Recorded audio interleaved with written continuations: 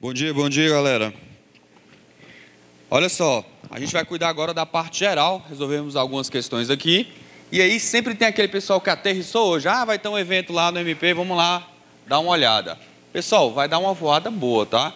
Mas fica tranquilo que com o tempo vocês vão começar a pegar intimidade com o direito penal, quando estiver estudando, e fica mais tranquilo as questões. Mas hoje, como é exercício aqui, a gente vai partir do pressuposto que a maioria já estudou o assunto, certo? Então vamos lá para o nosso item 1. CESP 2018, Polícia Civil do Maranhão. Durante o cumprimento de um mandado de prisão a determinado indivíduo, este atirou um investigador policial, o qual, revidando, atingiu fatalmente o agressor.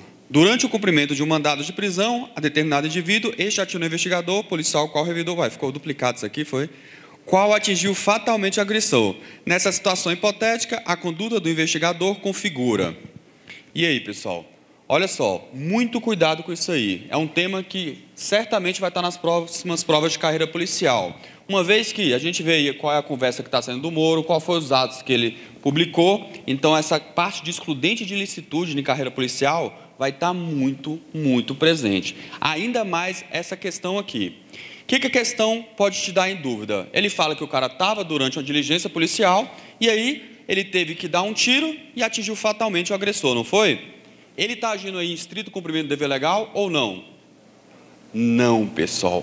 Por que não? E é aí onde a maioria de vocês erram. Olha, agir no estrito cumprimento do dever legal é você agir cumprindo aquelas atribuições e determinações que lhe foram impostas por lei. Aonde que está na lei que algum policial tem que matar alguém?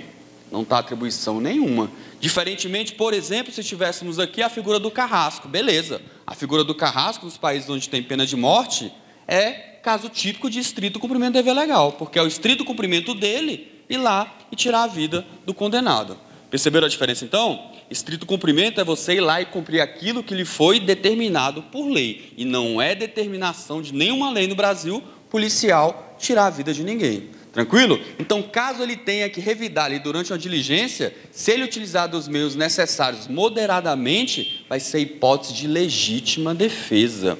Perceberam? Porque ele vai estar repelindo uma agressão injusta. E aí, se tiver presente os demais requisitos, ou seja, meios necessários, uso moderado, ele vai estar agindo em legítima defesa.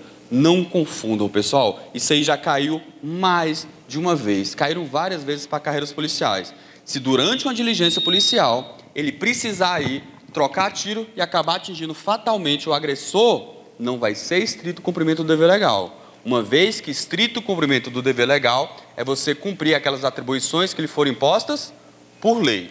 Tranquilo, né? Beleza, então nosso gabarito ficou a alternativa A. 2.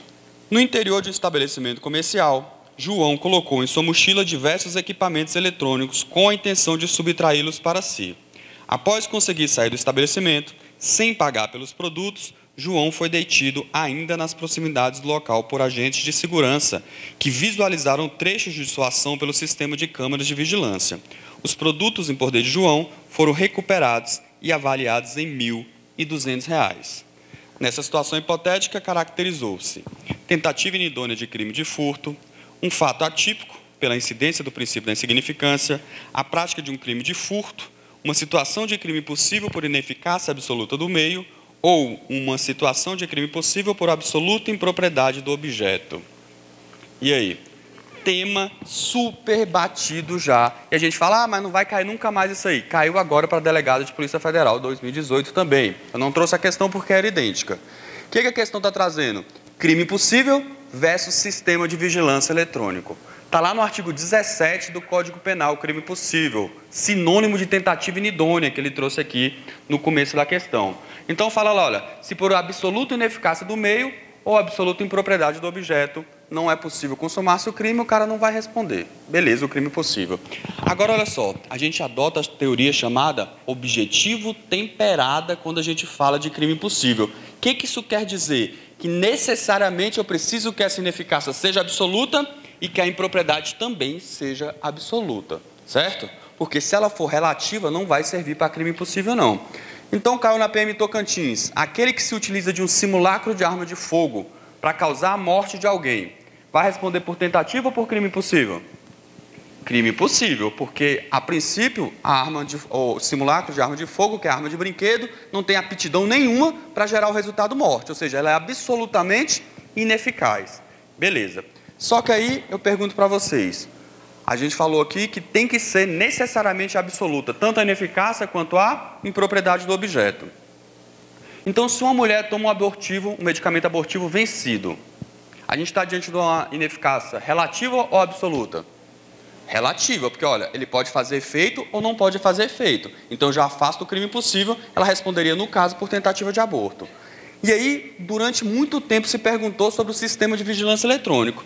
E aí fica fácil de raciocinar na prova. Olha, pensa o seguinte, se o cara vai lá no Carrefour, por exemplo, subtrair um bem, cheio de câmera de segurança, tem os agentes de segurança que ficam ali também querendo reprimir eventuais furtos, esse sistema de vigilância e esse agente, ele dificulta ou ele torna impossível que exista uma subtração? Dificulta. Se dificulta, é uma ineficácia relativa. Se é relativa, não há que se falar em crime possível. E aí o entendimento foi sumulado, súmula 567 do STJ, certo? Não existe aqui falar em crime possível quando estivéssemos diante de vigilância eletrônica. Só que tem mais um detalhe aqui na questão. Ele fala que o cara conseguiu pegar o bem e muito rapidamente foi detido, né? Isso aí vai ser tentativa de furto ou furto consumado? Até entrando um pouco aqui na questão do Larizade. Furto consumado. Uma vez que hoje em dia a gente adota a chamada teoria da amócio para a consumação do furto. E ele fala, olha, o simples fato de você inverter a posse ali e passar a ter a posse para você, ainda que por breve espaço de tempo, mesmo que seguida a imediata perseguição policial, o cara acabou de pegar o bem na loja, saiu, tomou uma banda de segurança, 1 metro depois, não tem problema, vai ser furto consumado, beleza? Então ficou aí a alternativa C, a prática do crime de furto. 3. Em relação ao crime doloso, o Código Penal adota a teoria da vontade para o dolo direto e a teoria do assentimento para o dolo eventual. E aí? O que vem a ser essas duas teorias? Teoria da vontade e teoria do assentimento para o dolo. Na teoria da vontade, como o próprio nome diz, olha, o cara quer o resultado. Eu quero matar alguém, vou lá, dou 2 disparos de arma de fogo no rosto da vítima. Ou seja, ele quer o resultado. E teoria do assentimento? Ele não quer diretamente o resultado, mas ele assume o risco da sua produção. Então, digamos que o cara vai lá e pratique tiro esportivo na fazenda dele, certo? Com arma longa, ou seja, longo alcance a arma dele. E aí, ele tem essa prática há muito tempo, só que o gestor rural fala, olha, para de praticar isso aí, porque a gente construiu uma escola agora na região rural e você pode acertar uma criança. Ele fala, dane-se, vou continuar praticando meu tiro-alvo aqui da mesma forma. Ele quer matar uma criança? Não, ele não quer diretamente o resultado. Mas uma vez que ele continua na prática, mesmo tendo sido alertado, ele assume o risco de produzir o resultado. Teoria do assentimento, tá vendo? Ele não quer o resultado, mas ele assente que esse resultado possa se produzir. E é exatamente o que a questão falou, olha, em relação ao dolo direto, é a teoria da vontade, porque ele quer o resultado, e em relação ao dolo indireto, ele pode ser o dolo eventual. Só toma cuidado com mais 2 classificações, olha. Esse dolo direto, ele pode ser de 1º e 2º grau, e o dolo indireto, ele pode ser alternativo ou eventual. Bem fácil isso aí para a prova também, olha. Dolo direto, 1º grau, ele quer diretamente o resultado contra a pessoa. Agora, e esse dolo direto de 2º grau? É o chamado dolo necessário, pessoal. E aí, mais uma vez, o examinador não tem nenhum tipo de imaginação e cobra da mesma forma sempre a questão. É o tal da bomba no avião. Então, o cara quer matar, digamos que ele quer matar a sogra. E ele sabe que a sogra vai viajar para a Europa, certo? Beleza. E ele sabe que ela vai viajar para a Europa num avião. E o que ele faz? Ele fala, olha, para matar minha sogra, eu vou colocar uma bomba naquele avião. Qual é o dolo direto de 1º grau? Quem ele quer matar? A sogra. Mas concorda comigo que com a explosão do avião, necessariamente, todos os outros passageiros irão morrer. Por isso que a gente fala que é um dolo de 2º grau ou de consequências necessárias. Porque, olha, em decorrência da explosão da bomba, todos os outros passageiros necessariamente, por isso que dolo necessário, irão morrer. Tranquilo? Então, olha, dolo direto, 1º e 2º grau. E esse 2º grau, lembra que é um dolo necessário ou de consequências colaterais necessárias. Lembra do exemplo aí do avião que explode com a sogra, que você não vai errar na sua prova. E o dolo indireto, ele pode ser alternativo ou eventual. O eventual foi o exemplo que a gente falou da fazenda, teoria do assentimento. E o alternativo? Alternativo é aquele dolo que Diante de uma pluralidade de resultado, para o agente, qualquer um satisfaz. Então, o cara arrumou uma confusão com o outro, certo? E aí o cara, com muita raiva, sacou a arma de fogo e deu 5 disparos contra a vítima saiu correndo. Para ele, se lesionar tá bom, se alejar tá bom, se matar tá ótimo. Ou seja, diante de uma pluralidade de resultados, qualquer um daqueles resultados, alternativamente, satisfazem o agente. Fácil de lembrar isso aí, né? Então, a questão está correta em relação ao dolo direto. Dolo direto, teoria da vontade, e o dolo eventual, teoria do assentimento.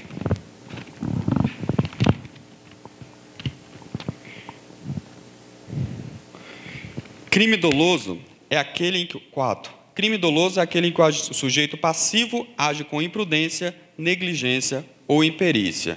Essa aqui é quase um psicotécnico adiantado, né? Porque se você errar essa questão aqui, ela tem tanto erro que não dá nem para você errar. Primeiro que ele fala que é o sujeito passivo, certo? Não tem nada a ver com os elementos subjetivos aqui, quem vai ser o sujeito passivo. E outra, olha só, a gente acabou de falar, o dolo, eu tenho vontade e consciência. Ele pode ser direto ou indireto, as classificações que nós conversamos. Quando o sujeito viola um dever de cuidado subjetivo, aí sim é um crime culposo. E como é que a gente viola um dever de cuidado subjetivo? Por imprudência, negligência ou imperícia, certo? Uma questão bem tranquila aqui, é para você não zerar a prova mesmo e não sair daqui desanimado. 5. Com relação à tentativa, à desistência voluntária e o arrependimento, assinale a opção correta. Alternativa A. No arrependimento eficaz, o agente interrompe a execução do crime. Na desistência voluntária, o resultado é impedido após o agente ter praticado todos os atos. Alternativa B. O arrependimento posterior pode ser aplicado aos crimes cometidos com violência ou grave ameaça. C. Em se tratando de tentativa branca ou incruenta, a vítima não é atingida e não sofre ferimentos. Se tratasse da tentativa cruenta, a vítima é atingida e é lesionada. D. A diferença entre a tentativa e a tentativa abandonada é que no primeiro caso o agente diz, eu consigo, mas não quero. E no segundo, o agente diz, eu quero, mas não consigo. E letra E. A desistência voluntária e a tentativa abandonada são espécies de arrependimento eficaz. Nossa, que silêncio, né? Vocês estavam tudo empolgados até agora. E nessa aí vocês já ficaram meio assim, não é? Olha só, pessoal. Em relação à tentativa, desistência voluntária e arrependimento eficaz. Vamos lembrar isso aqui rapidamente. Como que a gente identifica uma tentativa? O que é uma tentativa conceitualmente? Toda vez que alguém vai praticar um crime, ele percorre o chamado caminho do crime. Iter criminis, sempre aparece na nossa prova. E o que é o iter criminis? São diversas fases lógicas que o agente percorre quando ele quer alcançar um resultado, um crime. Então, a primeira fase que a gente percorre é o chamado cogitação. Cogitação é a fase interna. Ou seja, você falou assim, olha, eu vou matar a pessoa, mas vou matar como? Eu vou esperar essa pessoa aonde? Qual é o instrumento que eu vou utilizar? Vai ser arma de fogo? Vai ser faca? Vai ser enforcado? Como que eu vou matar essa pessoa? É uma fase interna. E aí sempre aparece na nossa prova a seguinte pergunta. A cogitação é punível? Sim ou não? E aí aparece na prova, nunca? Hã? E aí, pessoal, vocês morrem de medo do nunca, jamais, necessariamente, né? Mas nunca é punível, nunca. E para você não esquecer, lembra que a gente tem o direito de ser pervertido, direito à perversão. Por quê? Porque você pode estar pensando as piores coisas do mundo nesse momento. Olha para o colega do lado aí, está pensando as piores coisas do mundo. Se você não exteriorizar essa conduta, para o direito penal, é um indiferente penal. Então, essa primeira fase da cogitação, que é uma fase interna, nunca vai ser punível, nunca, tá bom? Aí, o cara decidiu que quer praticar um crime, ele começa a preparar esse crime. Próxima fase, preparação. E a preparação já é uma fase externa. Ele já começa, por exemplo, ele decidiu que quer matar com arma de fogo, ele vai lá adquirir arma de fogo. E aí a prova insiste em te perguntar, e essa preparação aí, vai ser punível? Você vai falar o seguinte, em regra não. Em regra não. Então, se você chegou lá no supermercado, está comprando corda, fita isolante, etc. O cara fala assim, quero sequestrar uma pessoa, estou comprando a corda e a fita isolante. Você, como policial, chegou lá. Pode fazer o flagrante? Não. Porque, em regra, os atos preparatórios não são puníveis. E por que eu falo em regra? Porque se o legislador entender que tem que tipificar autonomamente, aí ele tem que fazer de maneira expressa a preparação, ele pode fazer. Que é um exemplo de associação criminosa. 3 ou mais pessoas estão ali reunidas querendo praticar crime. Não praticaram crime nenhum. As pessoas só estão reunidas ali. Perceberam? Não é uma espécie de preparação? É, mas o legislador falou, opa, essa preparação aí me interessa, então essa preparação eu vou punir. Aí ele tem que fazer expressamente. Petrechos para falsificação de moeda. O cara comprou a impressora para falsificar moeda, está com papel moeda, mas não falsificou uma única cédula. Ou seja, ele ainda está preparando, mas o legislador entendeu que merecia também ser punível. Então lembre-se, cogitação nunca é punível, preparação, em regra, não é punível. Aí o cara começa a executar o crime. Ele já preparou, ele começa a executar. Beleza, a partir dos atos executórios, o crime é punível. E o que vai ser a tentativa, então? Vai ser o cara que começou essa execução, ou seja, necessariamente ele tem que começar a execução e ele não consegue consumar por circunstâncias alheias à vontade dele. Tranquilo? Beleza. Então, onde é que vai entrar agora a desistência voluntária e o arrependimento eficaz? Eu faço essa introdução de tentativa porque arrependimento eficaz e desistência voluntária são espécies de tentativa. A gente fala que é tentativa abandonada, certo? Porque agora ele que não vai querer consumar o crime. A tentativa nós não falamos que é circunstâncias alheias à vontade dele? Agora na desistência voluntária, no arrependimento eficaz, não. É o agente que não quer consumar mais o crime. Como, por exemplo, o cara foi lá querendo matar a vítima, deu 3 disparos de arma de fogo, a vítima caiu no chão. Na hora que ele chega lá para dar o quarto, dar o confere, ele olha para o rosto da vítima, se compadece e desiste de prosseguir na execução do crime. Tudo bem? Pelo que ele vai responder aí? E aí? Pelos atos já praticados. A gente sempre afasta a intenção inicial dele. A intenção inicial dele não era tentativa de homicídio? Sim, sempre vai afastar no caso de desistência voluntária. É a chamada ponte de ouro que a gente conversa, porque, olha, é um benefício muito grande. O cara está aqui respondendo por tentativa de homicídio, se ele desiste voluntariamente de prosseguir, olha, ele atravessa essa ponte e só vai responder pelos atos já praticados, eventuais lesões corporais que ele tenha ou não praticado. Tranquilo? Beleza. E se, por acaso, a mãe da vítima chegou lá e pedindo, pelo amor de Deus, não mata meu filho, e ele desiste, vai incidir ou não a questão da desistência voluntária? E aí? Vou piorar. Chegou o advogado agora, esbaforido, chega lá desesperado, fala, não, você já deu uma lição nele, deixa isso para lá, que você só responde pelos atos já praticados. E aí, vai ser desistência voluntária ou não? Vai, galera. Por que vai? Porque não precisa ser espontânea, não. Basta que seja voluntária. E é aí que a gente utiliza a chamada fórmula de Frank, que caiu na prova do TRF. Como que é essa fórmula de Frank? Fala, olha, para que eu saiba se é desistência voluntária e não é tentativa, eu vou fazer a seguinte pergunta. Se eu quero prosseguir, mas eu não posso, opa, tentativa. Perceberam? Eu quero prosseguir, mas eu não posso, tentativa. Agora, se eu posso prosseguir, mas não quero, desistência voluntária. E aí não importa se vai ser espontânea ou não vai ser espontânea. E óbvio, né, pessoal? Se a vítima morreu, o homicídio é consumado. Sempre vocês perguntam isso em sala de aula, é uma questão óbvia. Eu dei 3 tiros na vítima. Fui lá para dar o quarto, desisti, dei as costas, fui embora. Mas a vítima morreu. Eu vou responder pelo quê? Homicídio consumado. E agora, como é que a gente diferencia do arrependimento eficaz? Não tem como confundir, olha. No arrependimento eficaz, o cara vai esgotar os atos executórios, segundo o seu plano, só que aí ele pratica um novo ato e impede que o resultado ocorra. Você vai sempre frisar essa questão de um novo ato. Vamos continuar no mesmo exemplo da tentativa de homicídio. O cara agora deu 5 disparos de arma de fogo. Ele tinha 5 munições e deu 5 disparos, ou seja, exauriu a potencialidade lesiva segundo o plano dele, não foi? Só que ele pega, se arrepende, pega a vítima ao novo ato. Pega a vítima, coloca dentro do carro e leva a vítima para o hospital e a vítima sobrevive. Perceberam a diferença? Quando eu estou diante de uma desistência voluntária, ele ainda tem potencialidade lesiva e ele interrompe os atos executórios. Ele para no meio ali. Ele para no meio. E o arrependimento eficaz? Eu esgoto tudo que eu queria para matar a vítima, só que eu pratico um novo ato e o crime não ocorre em virtude desse novo ato.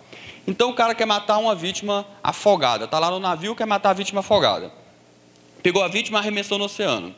A vítima está lá morrendo afogada, ele pega uma boia, joga, a vítima se salva. Vai ser desistência voluntária ou arrependimento eficaz? Arrependimento eficaz, porque olha só, a vítima, eu já tinha praticado tudo que eu queria para matar a vítima afogada, que era arremessar ele no oceano. E eu pratico um novo ato. Aqui é o mais importante. Qual foi o meu novo ato? Pegar a boia, jogar lá e a vítima sobreviver. Tudo bem? Então não vamos confundir arrependimento eficaz e desistência voluntária. E claro, você pode ter ido lá, pagado a conta, levado o flor para a vítima. Se a vítima morreu, é homicídio consumado. Não é preciso falar disso, né? Só que o que cai na questão aqui ainda? Espécies de tentativa. Só tem 4 espécies de tentativa para a sua prova, galera. Tema fácil e recorrente. Tema fácil e recorrente. Se errar isso aí, não adianta nem chorar, porque mereceu reprovar mesmo. Olha só. Espécie branca ou incruenta, cara, aparece na nossa prova. Vermelha ou cruenta. Tentativa perfeita e tentativa imperfeita. Olha como é simples isso aqui. Na tentativa branca, o agente não consegue atingir a pessoa ou a coisa lesada. Então, eu queria matar a vítima, dei 5 disparos, errei os 5 disparos. Errei os 5. Perceberam? Não consegui lesionar a vítima. Não consegui lesionar. E a vermelha é a contrária da branca. Agora, eu dei os 5 disparos, acertei 2, por exemplo, lesionei a vítima e não consigo consumar. E aí, para ser bem pragmático, vamos lembrar de vermelho sangue mesmo. A tentativa vermelha ou cruenta, ele consegue atingir a vítima. Bem fácil, né? Beleza. Agora a gente esquece a questão da vítima e vamos olhar para os atos executórios, da potencialidade lesiva. Então, a tentativa perfeita, o agente esgota, segundo o seu plano, tudo o que ele queria para praticar o crime e não consegue. Então, eu tenho 6 munições agora. Esgotei as 6, disparei 6 vezes contra a vítima, mas não consegui matar. Perceberam? Eu esgotei a minha potencialidade lesiva. Eu tinha 6 munições, esgoto as 6 munições. Tanto é verdade que o CESP chama, e aí a doutrina chama na verdade, isso aí de crime falho, porque olha, eu esgotei a potencialidade lesiva, mas falhei no crime. Falhei na empreitada criminosa. Esgotei tudo que eu tinha à minha disposição, mas falhei na empreitada criminosa. E galera, cuidado, pô. Quando eu falo segundo o seu plano, perceberam que eu sempre estou frisando isso? Porque o aluno chega em sala de aula, não, esgotou não. O cara deu 6 tiros, mas podia dar coronhada, pisar no pescoço, podia asfixiar para conseguir matar o cara. Aí não, aí é viagem, tá? É segundo o plano. O plano dele não era matar com disparo de arma de fogo? Beleza, esgotou as 6 munições ali, olha. Tentativa perfeita ou crime falho, uma vez que ele falhou na sua empreitada criminosa, certo? E aí, se a perfeita ele esgota os atos executórios, na imperfeita ele não vai esgotar. Ou seja, eu continuo com minhas 6 munições, disparei 4 vezes, a polícia chegou. Ou seja, eu ainda tinha potencialidade lesiva guardada comigo, mas fui interrompido por circunstâncias alheias à minha vontade. Bem fácil, né? Vermelha, branca, perfeita, imperfeita. Certo? Só uma última observação. Vocês percebem o seguinte, que a vermelha e a branca, elas são incompatíveis entre si. A perfeita e imperfeita também por uma questão lógica. Mas nada impede que uma tentativa seja perfeita e branca, que seja perfeita e vermelha. Ou seja, que eu esgote meus atos executórios e não consiga atingir a vítima. Ou que eu esgote meus atos executórios e efetivamente consiga acertar a vítima. E agora, depois que a gente conversou, o nosso gabarito aí vai ficar alternativa. Vocês não vão errar o gabarito não, né? A gente passou quase o tempo todo falando da questão. Alternativa C. 6. João e Manuel, penalmente imputáveis, decidiram matar Francisco. Sem que um soubesse da intenção do outro, João e Manuel se posicionaram de tocaia e, concomitantemente, atiraram na direção da vítima, que não veio a falecer em decorrência de um dos disparos. Não foi possível determinar de qual arma foi deflagrado o projétil que atingiu fatalmente Francisco. Nessa situação, João e Manuel responderão pelo crime de homicídio na forma tentada. Certo ou errado? Errado por quê? Vai responder pelo quê? Olha só, pessoal. Olha só, presta bem atenção nisso aqui. Se nós tivéssemos concurso de pessoas, e o concurso de pessoas, um dos requisitos lá exige o quê? Liame subjetivo. Que nós tenhamos uma homogeneidade de vontades. Ou seja, eles estão concorrendo para praticar a mesma infração penal. Certo? A questão fala que um não tinha conhecimento do outro. Então, eu já afasto o concurso de pessoas. Porque se tivesse concurso de pessoas, o que aconteceria? Os dois responderiam por homicídio, não é?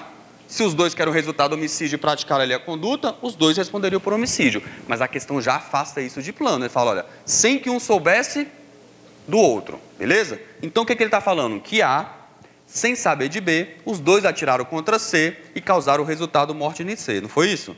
Beleza. Se a perícia falar o seguinte, foi a munição de A que causou o resultado morte. O A responde por homicídio consumado e o B fica por tentativa de homicídio. Mas no nosso caso a perícia foi inconclusiva. E aí qual vai ser a nossa conclusão? Os dois vão responder por tentativa de homicídio. Uma vez que vocês concordam comigo que um dos dois não causou o resultado morte. Um dos dois não causou. E como eu não consigo identificar quem foi aquele que realmente causou o resultado morte, os dois vão responder por tentativa. É a chamada autoria colateral. Porque não tem concurso de pessoas, uma vez que não tem liame subjetivo. Para vocês não esquecerem isso, contar aqui um exemplo que o Kleber Masson utiliza no livro dele. O que acontece? O cara passou no concurso policial, e aí ele tinha esposa e arrumou um esquema por fora, certo? E o que ele fazia? Ele tomava café da manhã na casa da esposa e tomava café da manhã na casa da amante, todos os dias. Todo dia ele tomava café da manhã na casa da esposa, ia lá na amante e tomava café da manhã também. E aí um dia elas descobriram e resolveram envenenar a vítima, certo? Tanto a esposa quanto a amante resolveram envenenar a vítima, mas uma sem saber que a outra estava com a mesma intenção. Ou seja, mesmo exemplo nosso, autoria colateral. Beleza. Chegou e elas efetivamente colocaram, só que uma delas colocou açúcar e a outra utilizou veneno. Chegou no delegado e falou, não, fui eu que matei aquele miserável mesmo. A amante falou, fui eu que matei. Chegou na persecução penal, diante do juiz, mesma coisa, eu que matei. Perícia não conseguiu falar qual foi que colocou açúcar e qual foi que colocou veneno. Qual a conclusão aí, pessoal? Não vem me falar em tentativa não, por quê? Porque uma das duas utilizou açúcar. Açúcar é meio absolutamente ineficaz a causar o resultado morte de quem não seja diabético. Se é absolutamente ineficaz, é crime? Impossível. E como eu não consigo identificar, o que vai acontecer? Crime possível para as duas. Eu sempre vejo o sorrisinho de canto de boca das meninas, né? Mas olha só, o exemplo é esdrúxulo, mas só para que nós tenhamos na cabeça. Se eu não conseguir identificar na autoria colateral quem foi a pessoa que efetivamente causou o resultado morte, os dois ficam com a consequência menos gravosa, tá bom? Você vai lembrar disso na hora da sua prova. É a autoria colateral. Então, o nosso item está correto. 7. Um agente com a livre intenção de matar seu desafeto disparou na direção deste, mas atingiu fatalmente pessoa diversa que se encontrava próxima ao seu alvo. Assertiva, nessa situação, configura-se o erro sobre a pessoa e o agente responderá criminalmente como se tivesse atingido a pessoa visada. Errado por quê? Perfeito, olha só. Qual a diferença essencial, pelo tempo que a gente tem aqui hoje, para tratar de erro sobre a pessoa e erro na execução? Vocês vão lembrar o seguinte, erro sobre a pessoa, existe uma falsa percepção da realidade. Eu confundo a pessoa que eu queria atingir. Então o cara quer matar o pai dele para ficar com a herança. E ele sabe que o pai toda sexta-feira vai para o boteco lá, utiliza a camisa do Brasil, coloca um bonezinho azul e vai tomar uma cerveja. O que ele faz? Ele fala, opa, essa sexta-feira eu consigo consumar meu crime. Ele vai lá e espera o sujeito sentar, só que senta nesse sujeito, nesse dia fatídico, senta o sujeito com a mesma roupa. Camiseta do Brasil, boné azul. Ele vai lá, tira o certeiro na cabeça da vítima e consegue o resultado. O que aconteceu aqui? Ele confundiu a pessoa que ele queria matar, não foi? Ele achava que estava matando o pai, mas matou um inocente. Só que o tiro dele foi muito perfeito, não foi tiro na cabeça? A execução do crime dele foi perfeita.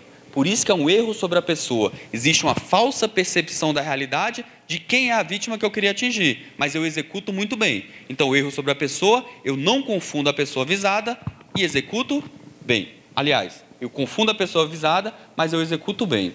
Qual vai ser a consequência disso aí? A gente fala que a gente leva em consideração a vítima virtual. E quem era a vítima virtual? O pai que ele queria atingir, não é? A gente leva em consideração como ele tivesse acertado a vítima virtual. E a gente despreza as características da vítima concreta. Cuidado com isso aí, olha. A gente leva em consideração a vítima virtual e despreza as características da vítima concreta. Então ele vai responder como se tivesse matado o pai. Tranquilo? Agora, o que é um erro na execução? Agora o sujeito não confunde quem ele quer acertar, não. Ele olha para a pessoa, sabe quem ele quer acertar, mas ele executa mal. Agora ele vai atirar mal. Ele olha perfeitamente para quem ele quer matar, mas ele executa mal. Por isso que o erro é na execução. Então, digamos que ele queira matar a esposa em razões e condições dela ser mulher. Ou seja, ele quer cometer um feminicídio, que o Larizade comentou com vocês. E aí o que ele faz? Ele pega, saca a arma, não confunde a esposa, dá 2 disparos, erra o disparo e mata um senhor de 80 anos que estava atrás da esposa. Ele vai responder pelo quê? Feminicídio consumado. E por que feminicídio consumado? Porque, olha, esse erro na execução, aberratio ictus, se ele acertar só uma vítima, é a mesma consequência do erro sobre a pessoa. Eu vou olhar quem era a vítima virtual, ou seja, a vítima que eu queria efetivamente atingir, e transfiro para a vítima concreta, que é a que morreu, todas as características da vítima virtual. Então, se eu estava querendo cometer um feminicídio, ainda que eu tenha acertado uma vítima homem, ainda assim eu respondo por feminicídio consumado. Então, cuidado, tá, pessoal? A nossa questão está errada, porque é um erro na execução, não é um erro sobre a pessoa.